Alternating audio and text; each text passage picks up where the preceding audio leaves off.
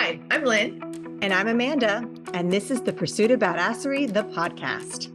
This podcast is all about taking action and creating that badass business abundance and life that you want.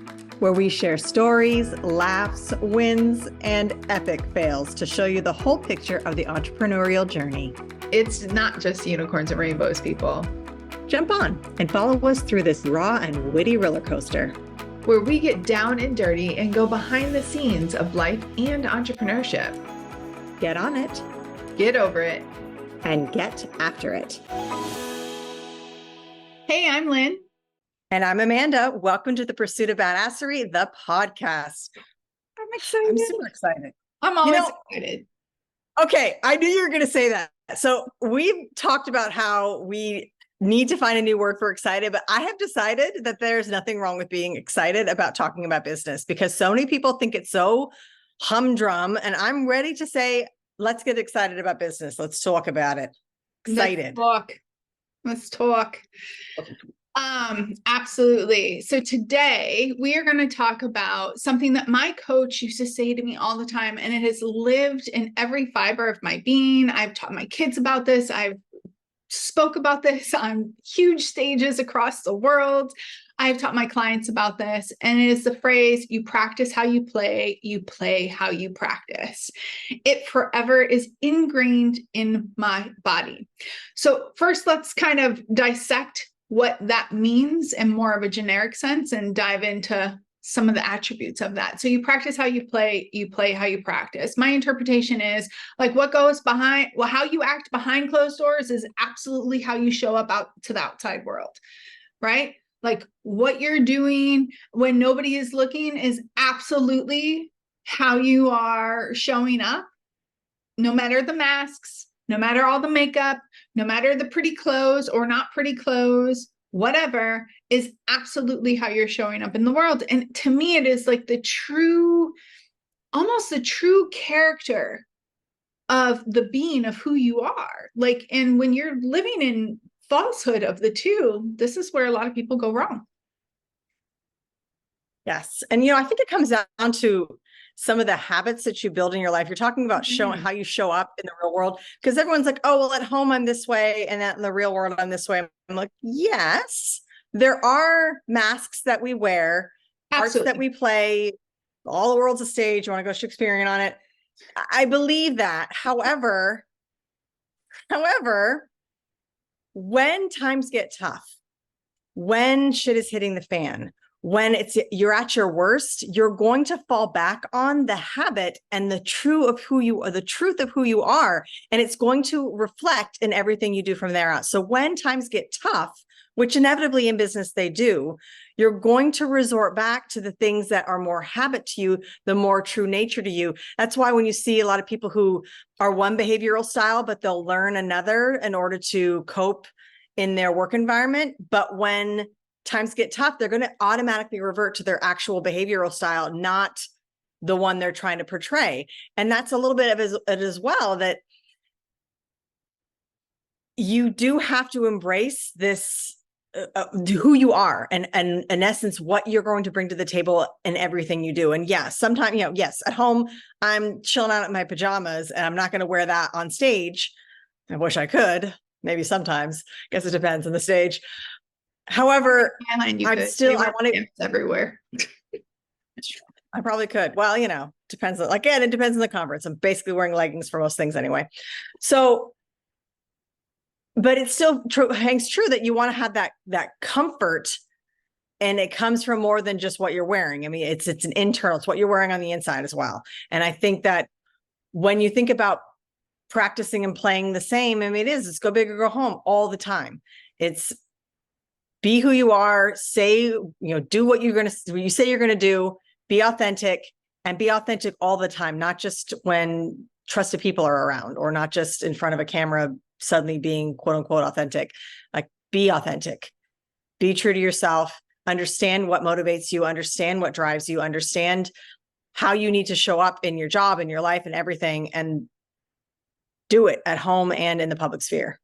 Absolutely.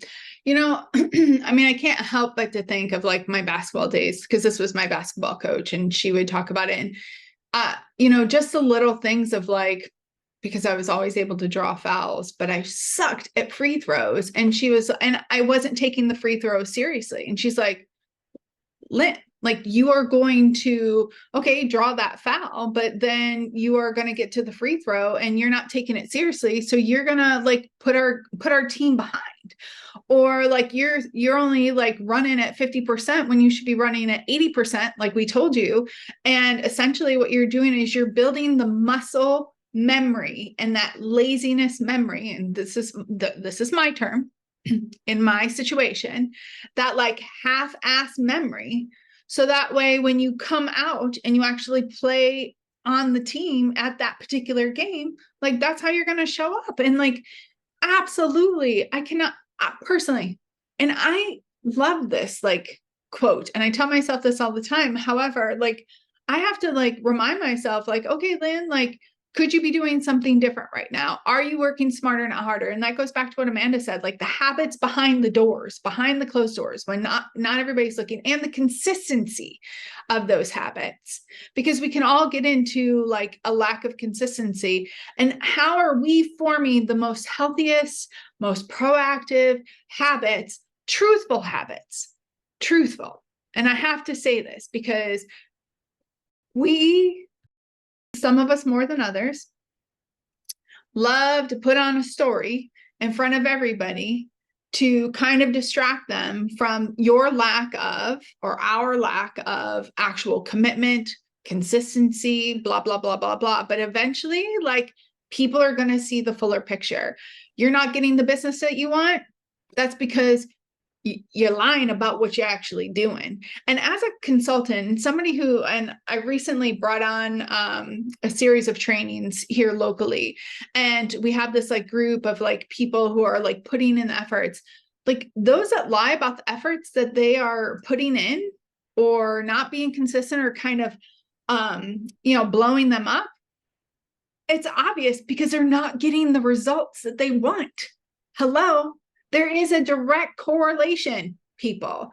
What happens behind the scenes will absolutely manifest outside. Absolutely.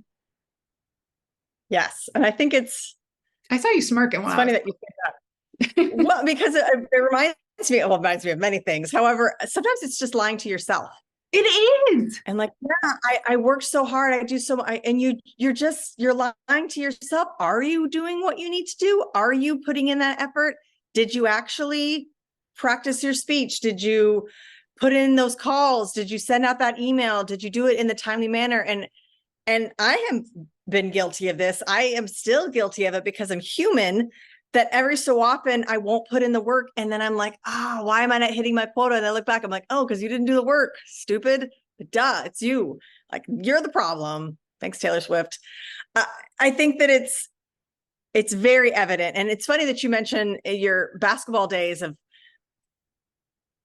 going kind of halfway, because I remember having that. So I was not a basketball player. I was a terrible basketball player. I don't do team sports, but I did fence. And in that fencing practice, you could always tell before a meet, like when I really went hard on a practice and when I didn't. And then when I started teaching fencing, I made people wear like weighted vests, and like, I was so mean. I was the meanest.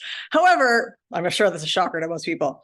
However, I wanted you almost to put in more work in the practice session so that when it counts, when you have all that adrenaline and it's in the moment, you are more prepared. And I think that I still believe in that I want to prepare for the worst and then get the best, not expect the best and then be screwed when the worst shows up. And that part of that's my personality.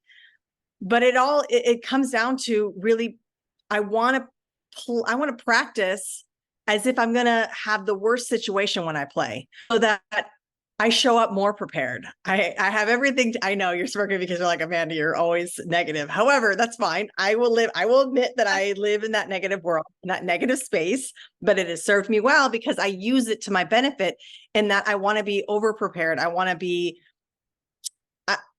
to know that I'm showing up more for my clients, not less. I don't want to be in that less position and then have to make up for it in like down to the wire. I have to make up for it now that we're in the thick. No, I want to I want to consistently show up well. I don't want to play that game anymore. Oof. Yeah.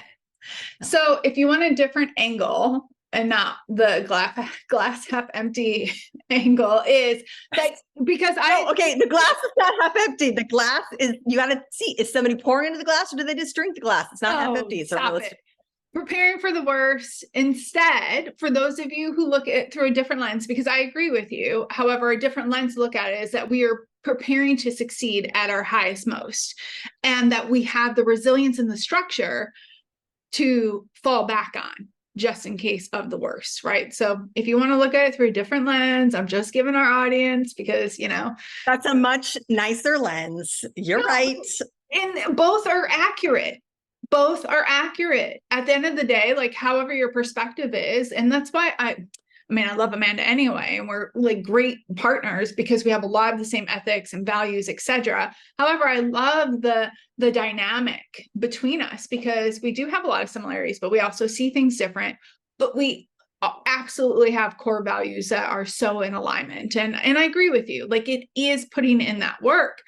It is, you know, it's about, because when we're going through the motions, and I know we talk a lot about fake it till you make it, and the fake it till you make it is more of a temporary solution to be able to suffice, because I definitely don't, I want to stay congruent with our messages, right? And so definitely with this, you practice how you play how you practice. Sometimes you do have to like fake it till you make it because you need a breath, because you don't have any energy, because you got nothing left, and that's okay.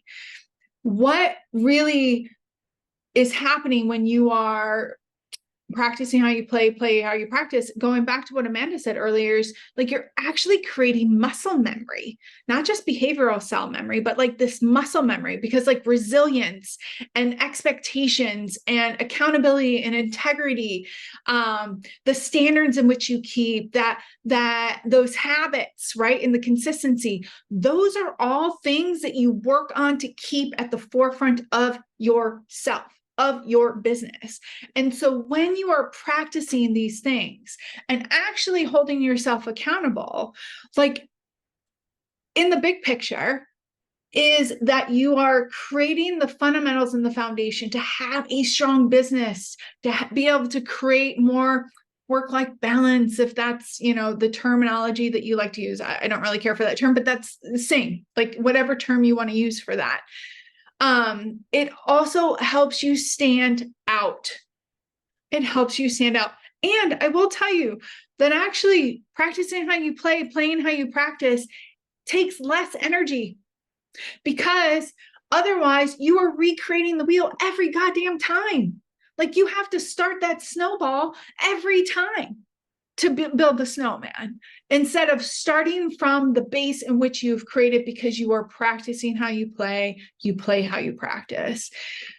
I can't even get into like the marketing and the the prospect and the end client side. Like, when you are not in integrity of the two, you're actually creating little red flags of resistance to either continue business with you, to either the current clients to push back at you, to not quite re-sign or renew with you. All of this is happening behind the scenes when you are not congruent. Like, and Amanda said something about like the whole finger, like when you're pointing the finger out, there are three fingers pointing back at you. And I know that that is a silly old school saying, but absolutely is true. There are people who I love and respect so much, and like they are always like, oh, this isn't working, babe, because you are not practicing how you play how you practice. You are not putting in the hustle. You are not staying consistent. I love you, but like, put in the right work in order to get what you need to get. Like, I'm done with this, like this concept of like, we can just half-ass things and get these results. No, this is not true. Unless you have a ton of money, or you're the 1%, which we were talking about in another podcast. Like, oh. No, and I love that you said that it takes less time and effort and work when you stay consistent there, because I'm thinking of, I mean, granted, I've got the fitness roots and I'll go back to it. If you're trying to build to a certain level, but every week you're skipping a workout, and then like you go back and you're you're trying to compete for something, you're never going to be as strong as you would if you would consistently train. I mean, I don't care if you're going to the night before lift 1,000 pounds, you're going to burn out before you even get there. So you've got to put that consistent work in, and it's going to be less work overall if you just start and progressively get better and you get more used to it. And you're building that muscle memory, and it's not necessarily physical muscle memory. I mean, your brain's a muscle, so you can exercise it too. So you're really just going through all of this muscle memory to be better at your job, to be better at relationships, to be better at whatever it is, your thing that you're trying to be better at. Ultimately, it's going to be an easier road if you're consistently doing small things to get better and showing up to practice the way you want to show up to the game. You're going to have an easier time doing it if you do it little by little and you're consistent and you are showing up consistently on and off the court. Absolutely. It's about being in alignment with what goes on behind the scenes and in front of the scenes. And, when you were talking, it reminded me of like people who show up to a game and did half-ass, like on the court or whatever. And they show up to the game and they just want all of the guts and the glory. And yet it's more of like a smoke and mirror, and it's not going to last long. Like people are going to start to see like that. Yes. Can that get you especially on social media? Can that get you to an influencer? Can it get you here? Can it get you there? Absolutely. Is it long-term? Nope. Are you building the foundations and fundamentals to sustain on? Nope. You are giving yourself a temporary fame, but not putting in the work behind it. And eventually that's going to catch up to you. And so this practice how you play how you practice is so important. And I love that we use fitness. Obviously it came from my coach, but we both have a fitness background in our own ways, and both were very athletic. And it's so true. It's like so true. So true. Yes. And I know, again, we could talk about this forever and a day. I know we have to wrap things up. We'll probably have another podcast on this all on its own, because it is so important to embrace who you are and then shape and mold yourself into who you want to be. And that can be the same person. Like, I like who I am, and I also want to be who I am, but better. You're not competing against anybody but yourself on this, proverbial court. However, you got to practice it. You got to preach it. You got to show up in the court and actually play the game the way you want to play it. And that's going to reflect in everything that you do. Absolutely. And one last little nugget is, I think that there's an aspect that we didn't touch on, and it's really leading by example. Like, to me, those that practice how they play how they practice, really are leading by example and paving the path, not just in obviously sports, but in leadership and in personal relationships and business relationships. And I think that that's a really important thing. And I know we both believe in leading by example. Yeah. And one other thing that I definitely, because it rang to me earlier, and I don't want to leave this podcast without saying is that you want to make sure that you're practicing how you play how you practice in the right integrity and in the right way, because you can be practicing with bad form, right? So if you're practicing with bad form, eventually that's going to catch up to you. It's kind of like the old saying, like people will say, well, I've been in business 30 years. Yeah, but you could have been doing bad business for 30 years. Like, the longevity of the way that you've been doing business doesn't mean shit. It's how you did the business. And so I think that is really the core essence of this particular saying is are you living in integrity and in alignment with how you play and how you practice? And are you showing up and continuing to build upon that? Because if not, it eventually will catch up with you. Yeah. And if you want something other than a sports analogy, as you are saying that, I'm thinking of a violin recital that I did, where I did not realize I was playing the wrong note, and I practiced that wrong note the entire time. I went to do it on stage, and I practiced how I played, and it was I was playing wrong the whole time, and I practiced it. And it took me a long time, far longer, to unlearn that habit than it did to learn in the first place. So that's, if you want a different analogy, There you go. I love that It's not about analogy. sport. And I love that you talked about unlearning, but that'll be a whole other podcast, guys. We are at our end. So if you like this podcast, please share it, like and subscribe, leave us a comment. And we'd love to know, like, what is your interpretation of you practice how you play how you practice? And did you have a leader or a mentor in your life that gave you the same kind of concept? And what did you do with that? We'd love to hear about that. So tell us all about it. Leave your comments, like, subscribe, and as always, get after it. Get after it. All right, everyone, it's not enough to just listen. Now you've got to put it into action. We are so excited to see what you do next. If you enjoyed our show, please leave us a review on iTunes. And to find out more about what we're doing, visit us at thepursuitofbadasserie.com.